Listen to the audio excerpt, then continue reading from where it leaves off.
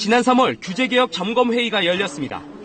한 자영업자가 푸드트럭 개조를 불법으로 규정하고 있는 규제를 풀어달라고 호소했고 대통령이 해결을 약속하면서 화제가 됐습니다. 규제개혁이 푸드트럭에 달린 불법 고리표를 뗄 줄 알았다. 하지만 현실은 달랐다. 1년이 지난 지금 다수의 언론은 오도 가도 못하는 푸드트럭의 운명을 지적했다. 합법화를 약속한 정부는 새롭게 태어날 푸드트럭에 달린 4개의 바퀴 중 하나에 불과했다.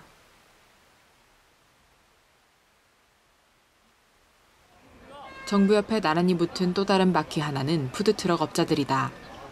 그들에게 정책의 변화는 반갑기보다 갑작스러웠으며 그 내용은 따라가기에 복잡했다.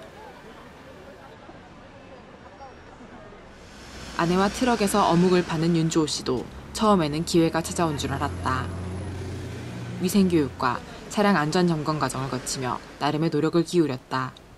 하지만 음지를 벗어나 양지로 가려는 시도는 결코 쉽지 않았다. 뭔가 이게 다 되는 것 같이 보였는데 실상은 저희가 이렇게 보니 이게 합법화를 하려고 하니까 모든 제약사항이 많고 또 저희 같은 경우는 이게 그러기에 해당 사항이 없더라고요.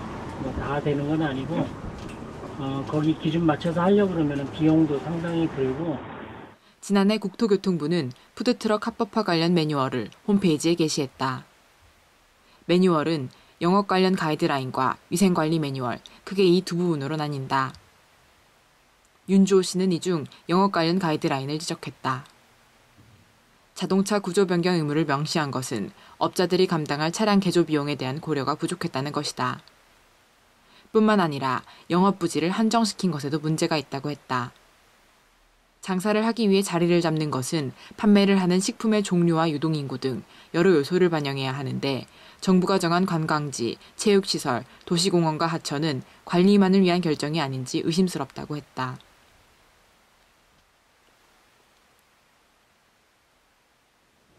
정부가 정한 매뉴얼을 푸드트럭 업자들이 따르는 것이 큰 틀이지만 합법 여부를 직접적으로 결정짓는 주체는 지자체와 실제 영업부지가 되는 유원지 등의 민간사업소다. 이들이 모집 공고를 내고 영업자를 선정해야 비로소 합법화 절차를 밟을 수 있기 때문이다. 서울시청이 운영하는 서울정보소통광장에는 여러 정책을 위한 결제 문서가 올라온다. 이 웹페이지를 이용해 푸드트럭과 관련한 문서를 검색했다. 영업장소에 관한 보고서 등 푸드트럭 현황에 대한 보고가 최근까지 이루어졌다.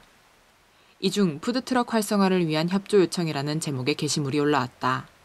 지난 2월 12일에 열린 푸드트럭 활성화 관련 관계부처 회의에서 규제가 개선되었음에도 운영 성과가 미흡함을 지적했다. 이에 따라 해당 부서인 지자체가 도입 가능 지역을 발굴하라는 다소 긴급한 요청이 들어있었다. 그 이유로 매점과 같은 인근 점포와 노점상 등 기존 상권과의 마찰을 지적했다. 한 도시공원 홈페이지에서도 비슷한 사례를 발견했다. 공원 내 푸드트럭 운영에 관해 문의한 업자에게 기존 매점 및 휴게소가 설치되었다는 이유로 푸드트럭 도입 계획이 없다는 입장을 밝힌 것이다. 이처럼 기존 상권 역시 합법화를 등에 업은 푸드트럭이 잘 굴러나가기 위한 하나의 바퀴다. 푸드트럭을 운영하다 최근 점포를 연 문준욱 씨도 과거 기존 상권과의 마찰을 경험했다.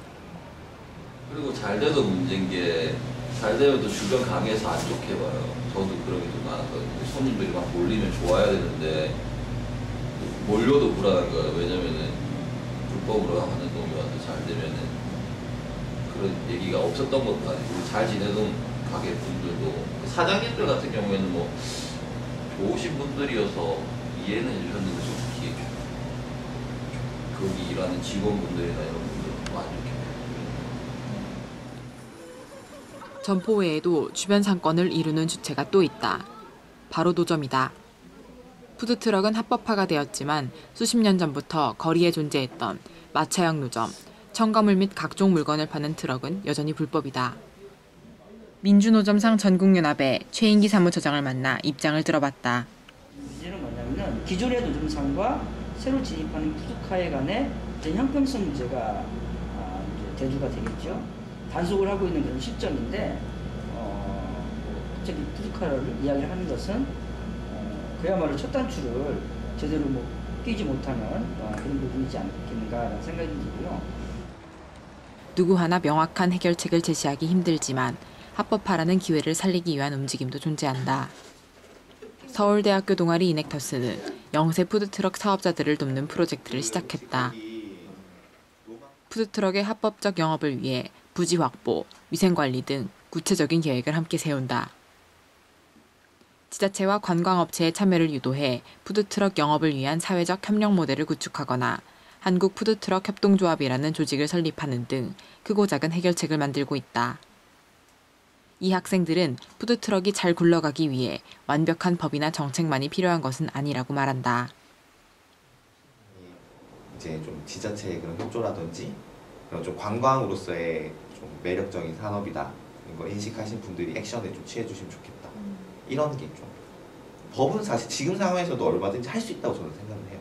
법 자체 지금이라 더 업신되면 좋겠지만.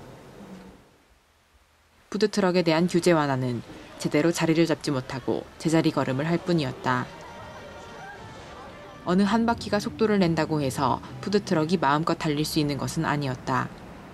푸드트럭 아래 4개의 바퀴가 서로 속도를 맞추고 한 곳을 향할 때 비로소 앞으로 힘차게 나갈 수 있을 것이다.